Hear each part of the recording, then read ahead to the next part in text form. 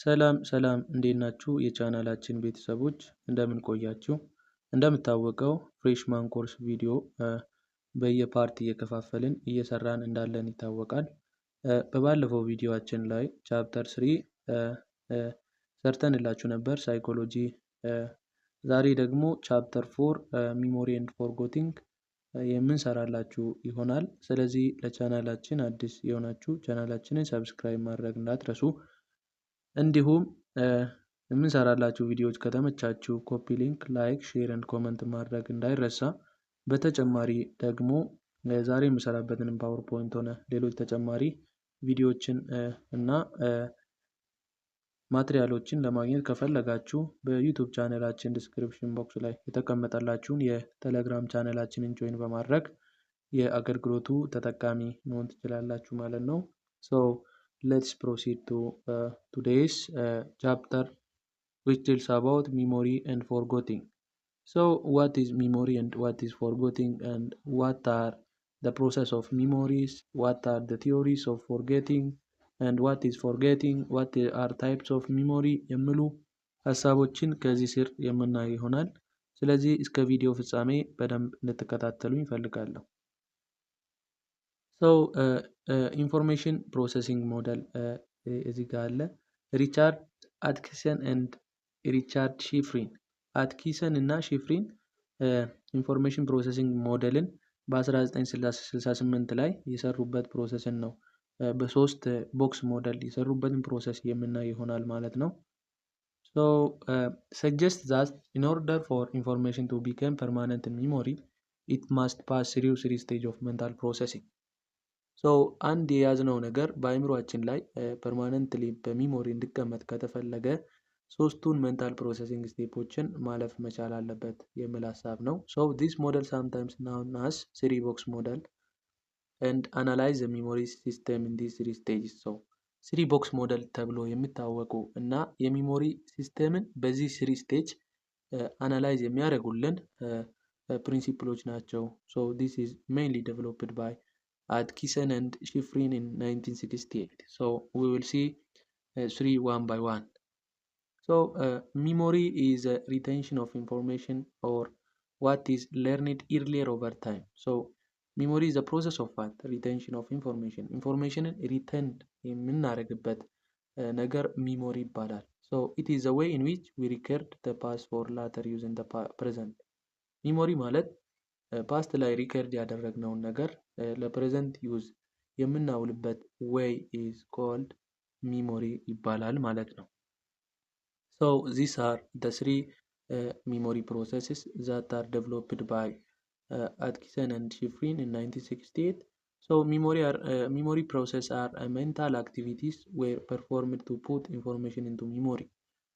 ኢንፎርሜሽንን ሚሞሪ ላይ ፑት ለማድረግ የምናደርግበት ሂደት it is a memory process and it to keep it እዛው ይጠብቅልናል and to make use it later. በኋላ ላይ ደግሞ የተቀመጠውን እንድንጠቀም የሚያደርግልን ሂደት it is memory process. This process involves 3 basic steps. Number 1, encoding. Encoding converting sensory input into a form that can be processed and deposited in the memory. ኢንኮዲንግ ማለት ሚሞሪ መጀመሪያ በኢንፎርሜሽን እናገኛለን። ያገኘነውን ኢንፎርሜሽን በሰንሰሪ ኢንፑት ያገኘነውን ኢንፎርሜሽን ፕሮሰስ አድርጎ ዲፖዚት የሚያደርግልን እና ወደ ስቶሬጅ የሚያስተላልፈን ፕሮሰስ is called encoding ይባላል ማለት ነው። the next one is storage. Storage, it is a location in memory system in which material is saved. Storage is the presence of information in memory. ስቶሬጅ ማለት አሁን ኢንኮዲንግ የተደረገውን የሰንሰሪን ኢንፎርሜሽን ኢንኮድ ተደርጎ ከሰንሰሪ ኢንፑት ወደ ስቶሬብል ፎርም ወደ ሚኒንግፉል ወደሆነ ኢንፎርሜሽን ተቀይሮ የሚቀመጥልን ቦታ ስቶሬጅ ይባላል ማለት ነው። it is a process of information in memory. በሚሞሪ ውስጥ process of information is called storage ይባላል ማለት ነው። the third one is retrieval. Retrieval is the point at which one tries to remember a particular memory trace from among all the other we have stored. It is a process of what? Remembering a particular memory trace. ሚሞሪ ውስጥ ስቶርድ የተደረገ ኢንፎርሜሽን አለ። ዊ ስቶርድ ዋት ሂውጅ አማውንት ኦፍ ኢንፎርሜሽን ኢን ስቶሬጅ። ከሂውጅ አማውንት ኦፍ ስቶሬጅ ውስጥ ፓርቲኩላር የሆነውን የፈለግነውን ነገር ሪኮል የማድረግ ኦር ሪመምበር የማድረግ ኤቢሊቲ ቴንደንሲ ኢዝ ኮልድ ሪትሪቫል ይባላል ማለት ነው። ኢን ሪትሪቫል ማቴሪያል ኢን ሚሞሪ ስቶሬጅ ኢዝ ሎኬትድ ብሮት ኢንቱ አዋርነስ ኤንድ ዩዝድ። ሰው ስቶርድ ተደርጎ የተቀመጠው ማቴሪያል ወይም ኢንፎርሜሽን እውቅና አግኝቶ ወደ ጥቅም ላይ ሲውል ዲስ ኢዝ ሪትሪቫል ፕሮሰስ እንላለን ማለት ነው። ሶ ዲስ 3 ስቴፕስ አር the main steps of memory process ይባላሉ ማለት ነው። so next stages or structures of memory የሚባሉ አሉ። so short sensory register is the first stages. it is initial or entry of storage ላይ መጀመሪያ ኢንፎርሜሽን የሚገባበት ወይም ኢኒሻል ወይ የመጀመሪያ ኢንተሪ መግቢያው sensory register ይባላል። so information is lost without attention within second. ሰው ኢፍ የምናገኘውን ኢንፎርሜሽን አቴንሽን ካልሰጠን በሰከንድ ውስጥ ሎስት ልናደርገው ወይም ልናጣው ወይ ልንረሳው እንችላለን ማለት ነው። ሶ the first stage is called sensory register and the next stage deals about short term memory. So short term memory is a type of memory which has a limited capacity to store information and information is lost without rehearsal. short term memory ማለት በጣም ሊሚትድ የሆነ ስፔስ ያለው እና ሪሄርሳል ከሌለ ያንን ኢንፎርሜሽን ለብዙ ጊዜ ስቶር ማድረግ የማይችል ስቶር የሚያደርገው ከ15 እስከ 30 ሰከንድ ባሉት ጊዜያቶች ውስጥ ብቻ እና ብቻ ነው። ሶ this type of memory is called short term memory ነው ማለት ነው። what does it mean?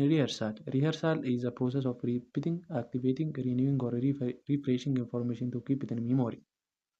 ሚሞሪ ላይ ስቶርድ የተደረገው ኢንፎርሜሽን እንዲቆይልን እና በፈለግንበት ሰዓት ደግሞ አውጥተን እንድንጠቀመው በተደጋጋሚ ወይም አክቲቬት በማድረግ ወይም እንደገና በማየት ወይም ሪፍሬሽ በማድረግ ያንን ኢንፎርሜሽን የማቆየት ሂደት ሪሄርሳል ይባላል ማለት ነው።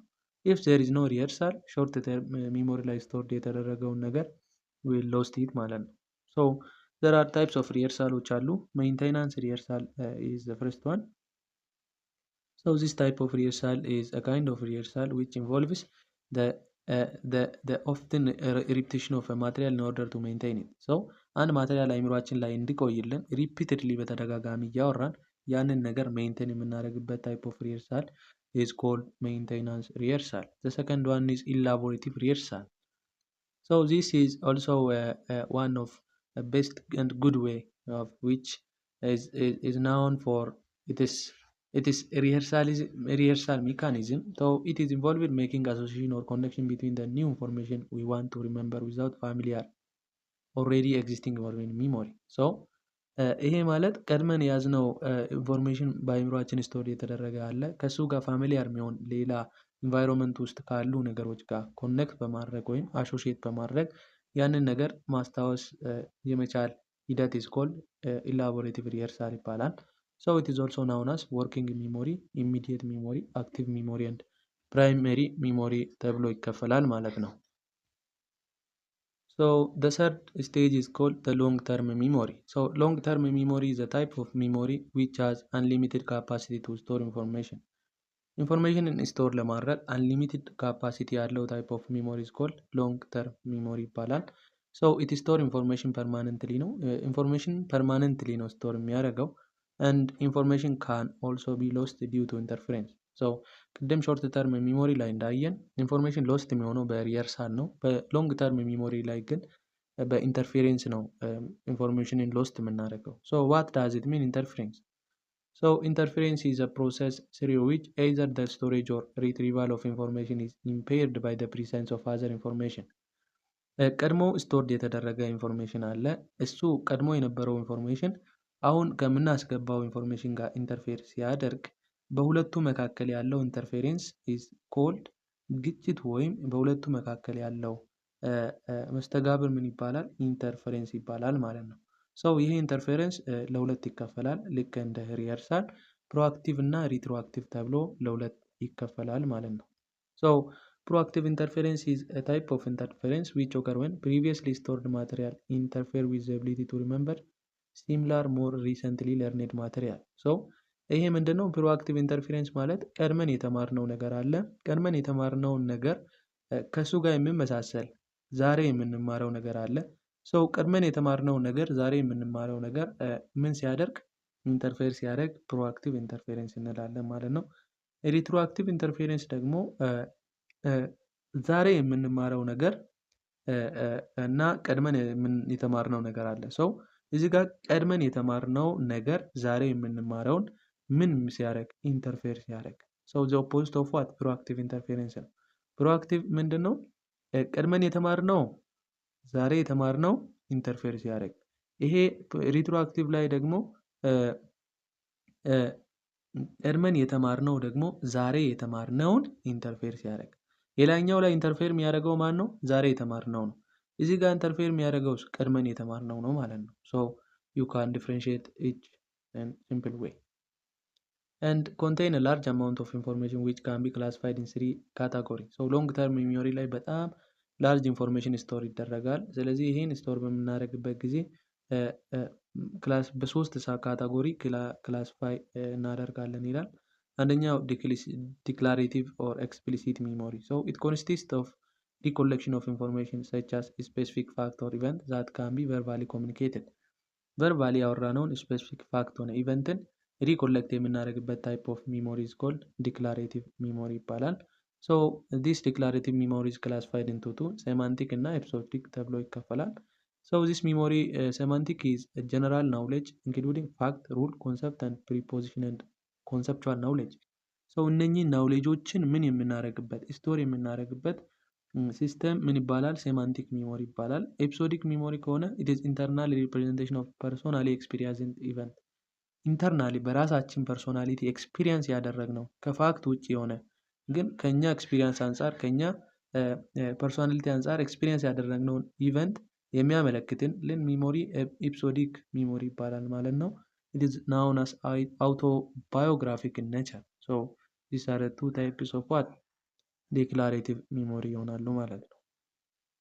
so the second one is non-declarative or implicit memory. so this is a type of memory which refers to behavior is affected by prior experience without that experience being consciously recollected. so previously የሆነ ኤክስፒሪየንስ ያደረግነው ነገር አለ።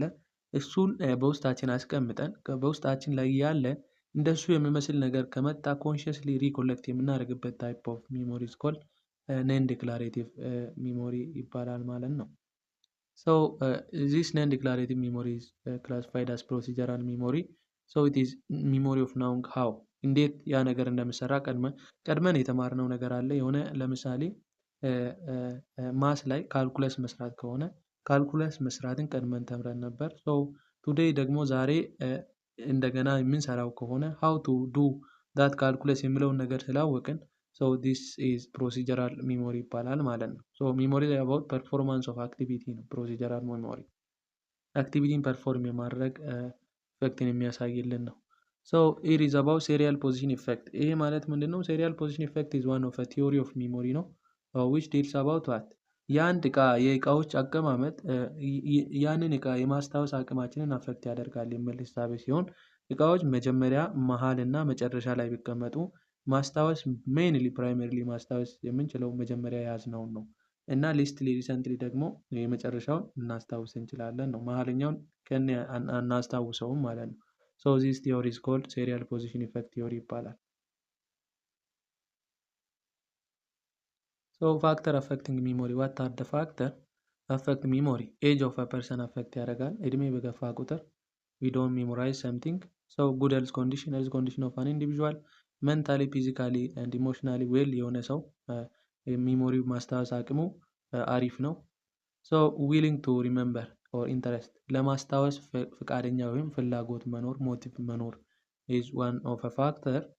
the fourth one is over learning ከመጠን በላይ መማር so this leads to depression ላይ ሊያደርግ ይችላል። ከዛ ኤክስፒሪየንሱ ደግሞ ከመጠን በላይ መማር ሁለት ፖዚቲቭ እና ኔጌቲቭ ኢፌክት ሊኖረው ይችላል።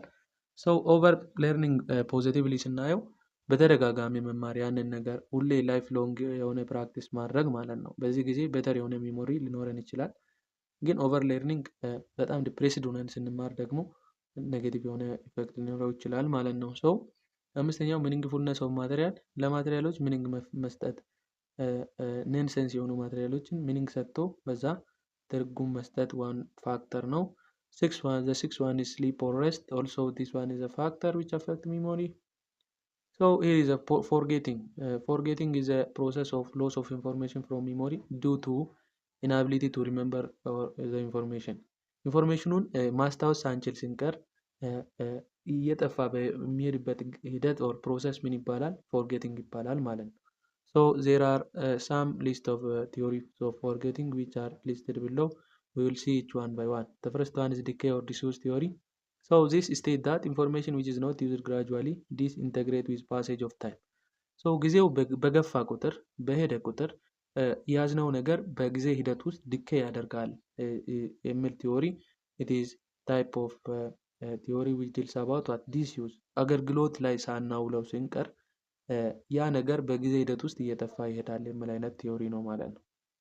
So the next one is interference theory. As we learned about previously, interference is one of a factor which affect long term memory affect የሚያደርግልን ነው። ፕሮአክቲቭ እና ሪትሮአክቲቭ እንዳልነው ሰው ልክ እንደዛው ኢንተርፌረንስ ቲዮሪ ዲልስ አባውት ዋት አንድ ነገር የምንረሳው ሌላኛው ኢንተርፌር የሚያደርገው ነገር ሲገባ ቀድሞ የነበረውን ኢንተርፌር በማድረግ እንድንረሳ ኦር ፎርጌት እንድናደርግ ያደርገናል የሚል አይነት ታይፕ ኦፍ ቲዮሪ ነው። So the third one is displacement theory. So new by old ማለት ነው። So ይህ ምንድነው? ዲስፕሌስመንት ቲዮሪ ከኢንተርፌረንስ ቲዮሪ የምንለየው ዲስፕሌስመንት ቲዮሪ ላይ ደግሞ አዲስ ኢንፎርሜሽን ስናስገባ ቀድሞ የነበረውን ያስወጣል።